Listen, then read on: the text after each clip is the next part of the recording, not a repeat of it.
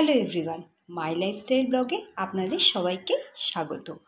আমি প্রিয়া নিয়ে এসেছি আজ আমি বাড়িতে কি বানাবো, তার মানে আজ আমি আপনাদের সঙ্গে কি শেয়ার করব। আজ আমি আপনাদের সঙ্গে শেয়ার করব চিলি সয়া। তো তার জন্য আমি এখানে ফার্স্ট পেঁয়াজগুলোকে এরকম করে কেটে নিয়েছি, আর আমি এখানে ক্যাপসিকামগুলোকেও এরকম করে কেটে নিয়েছি, আর নিয়ে নিয়েছি একটু কাঁচা লঙ্কা।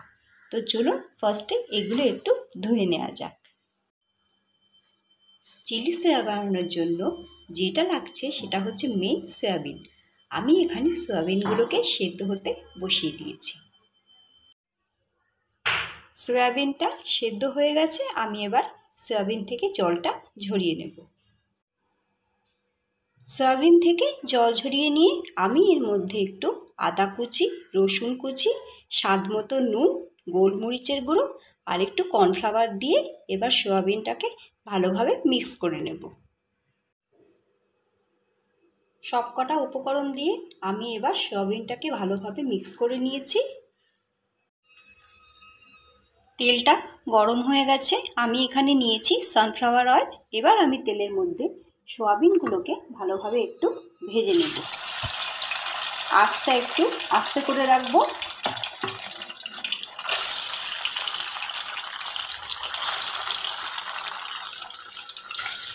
ফার্স্টে কটা দিয়ে দিলাম।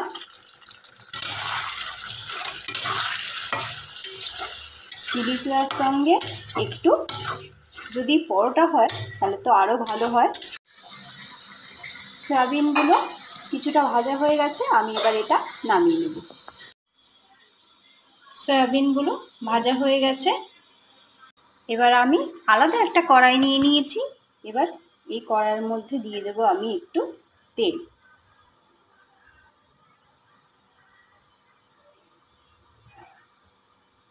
দিয়ে দিলাম তেল। আমি এবার এর মধ্যে দিয়ে দিচ্ছি একটু আদা কুচি।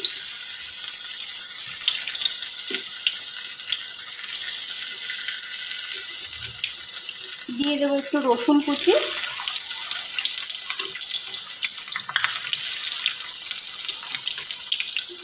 এই সময়ও গ্যাসের আঁচটা একটু আস্তে রেখে আমি দিয়েছি।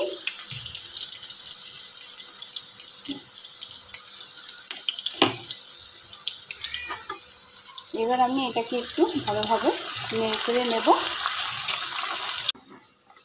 এবার আমি এর মধ্যে দিয়ে দিচ্ছি পেঁয়াজ কুচি।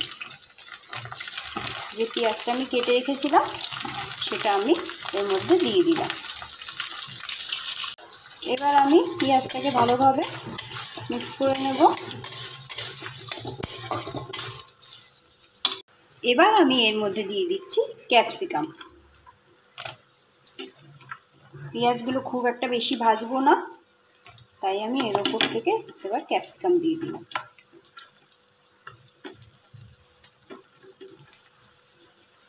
ক্যাপসিকামটা দিয়ে আবার ভালোভাবে মিক্স করব।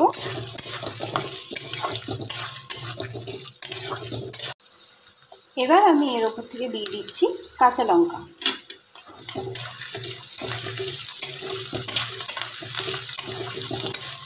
আপনারা চাইলে কাঁচা লঙ্কাটা একটু কুচি কুচি করেও দিতে পারেন। আমি এবার দিয়ে দিচ্ছি এর মধ্যে একটু green chilli sauce. Green chilli সসটা দিয়ে আমি আবার একটু মিক্স করে নেব। এবার আমি এর মধ্যে দিয়ে দিচ্ছি একটু ডার্ক সয়া সস, অল্প করে দিলাম। এটা দিয়ে আরেকবার মিক্স করব। দিচ্ছি টমেটো সস।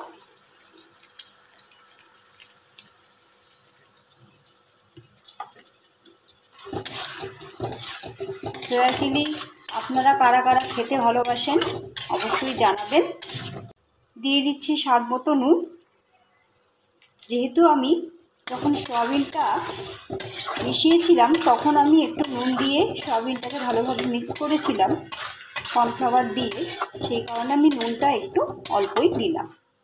দিয়ে দিলাম একটু চিনি, আপনারা চাইলে চিনিটা নাও দিতে পারেন। আমি এবার এর মধ্যে দিয়ে দিয়েছি অল্প একটু জল। আমি এবার এর মধ্যে দিয়ে দেব ভাজা সয়াবিনগুলো। সয়াবিনগুলো দিয়ে দিলাম। এবার সোয়াবিনগুলো দিয়ে আমি ভালোভাবে মিক্স করব।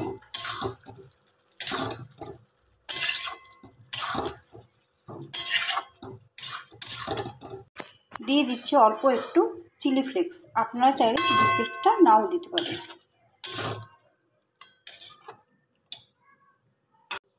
চিলি সয়াবিনটা হয়ে গেছে, নামানোর সময় আমি অল্প একটু ধনেপাতা দিয়ে দিয়েছি, আপনারা চাইলে ধনেপাতাটা স্কিপ করে যেতে পারেন।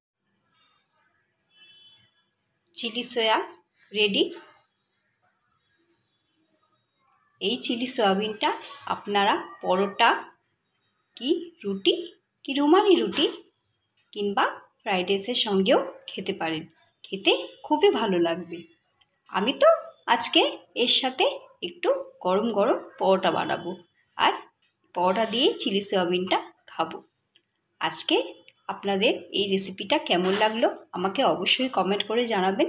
আর যদি রেসিপিটা পছন্দ হয়ে থাকে তাহলে ভিডিওটিতে লাইক কমেন্ট করে আমার পাশে থাকবেন। আর যারা চ্যানেলে নতুন বন্ধু, রেসিপিটি যদি পছন্দ হয় তাহলে চ্যানেলটিকে সাবস্ক্রাইব করে আমাকে এগিয়ে নিয়ে যেতে সাহায্য করবেন। আজকের মতো মাই লাইফস্টাইল ব্লগে এইটুকুই। ফিরে আসবো আরও কোনো একটি নতুন রেসিপি নিয়ে।